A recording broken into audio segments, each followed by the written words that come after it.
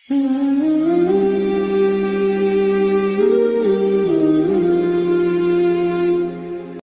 نے بنایا ہے تمہاری نیند کو دماغ اور اس دنیا کا رشتہ ڈسکنیکٹ کرنے والا. نیند کو اللہ نے ایسا بنا دیا کہ آپ کے دماغ کا اس دنیا سے کنیکشن کیا ہوتا ہے؟ ڈسکنیکٹ, سوئچ آف ہو جاتا ہے.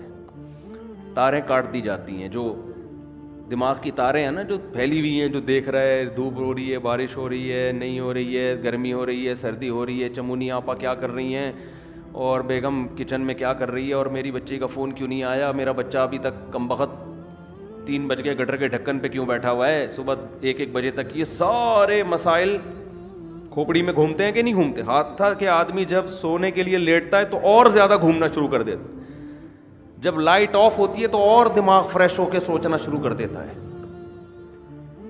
اب آپ اپنے دماغ کو آرڈر دے کے سو جا. دماغ کبھی بھی آپ کے کہنے پہ بولو نہیں سوئے گا. آپ سمجھاتے نا بے سو جا, بے سو جا, بے سو جا. اب جتنا دماغ اپنے آپ کو سونے کو آرڈر کرے گا اتنا ہی دماغ جاگے گا, کیونکہ آرڈر کرنے کے لیے جاگنا ضروری ہے. سوتا ہوا مینیجر کسی کو آرڈر نہیں کر سکتا.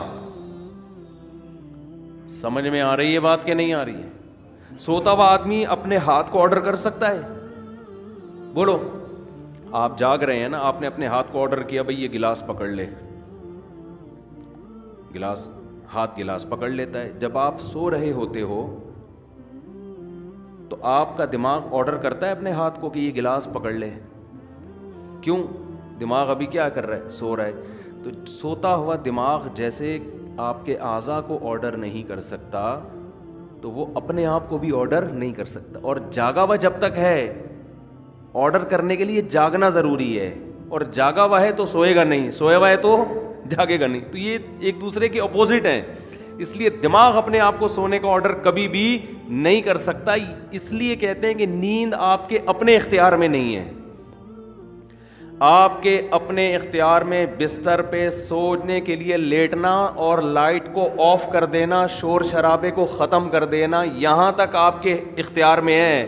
دماغ میں نیند مسلط کرنا یہ آپ کے اختیار میں نہیں ہے. یہ اللہ کی رحمت ہے کہ جب آپ بستر پہ آنکھ بند کر کے لیٹتے ہو, اللہ کہتے ہیں اللہ یتوفی الانفس حین موتها والتی لم تمت فی منامها, ہم تمہارے اندر سے روح کھینچ لیتے ہیں جب تمہاری نیند کا وقت ہوتا ہے. وَيُرْسِلُ الْأُخْرَى, اور پھر اللہ تمہاری اس روح کو صبح کے وقت تمہاری باڈی میں لوٹا دیتے ہیں. دماغ کا سونا یہ روح نکلنے سے, کیوں زندگی نکل گئی نا, جو چل رہے پھر رہے تھے, ہنس رہے تھے, مسکرا رہے تھے, اس کو روح سے تعبیر کیا ہے, حیات سے تعبیر کیا ہے. یہ والی حیات وقتی طور پر ختم ہو جاتی ہے. تو یہ اللہ کی بہت بڑی نعمت ہے کہ اللہ آپ کا سبات کا مطلب اللہ آپ کا دماغ کا کنیکشن اس دنیا سے ڈسکنیکٹ, جب ڈسکنیکٹ ہوا تو سوچنا چھوڑ دیا دماغ نے. سوچنا چھوڑتا ہے تو وہ 4, 5, 6, 8 اور کراچی میں تقریباً 13 گھنٹے سونے کے بعد وہ دماغ کیا ہو جاتا ہے؟ صرف فریش ہی نہیں ہوتا بلکہ بیکار ہو جاتا ہے. وہ وجہ اس کی ہے کہ جب کسی باڈی کو بہت زیادہ آرام دے دیا جائے نا تو وہ اعضاء ناکارہ ہونا شروع ہو جاتے ہیں. آپ واکنگ کرتے ہو, چلتے چلتے چلتے چلتے تھک گئے, پھر بیٹھو, آپ پھر اتنا بیٹھو جتنے میں ٹانگیں ریلیکس ہو جائیں. جب ریلیکس ہو گئی, سکون مل گیا, پھر چلو یا کوئی اور کام کرو. لیکن آپ ایسے بیٹھے بیٹھے درد کی آپ کی کمر تھک گئی تو آپ لیٹ گئے. اب آپ ایسے لیٹے کہ پولیس بھی آ کے نہیں آپ کو اٹھا سکتی, تو تھوڑے دنوں میں آپ بیٹھنے کے قابل رہیں گے ہی نہیں, تھوڑے دنوں میں آپ چلنے کے قابل رہیں گے ہی نہیں. تو ایسے یاد رکھیں دماغ کو بھی آرام چاہیے ایک حد تک.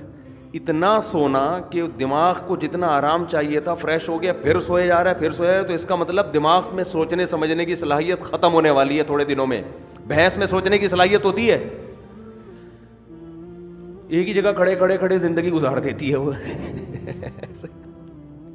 کیا خیال ہے؟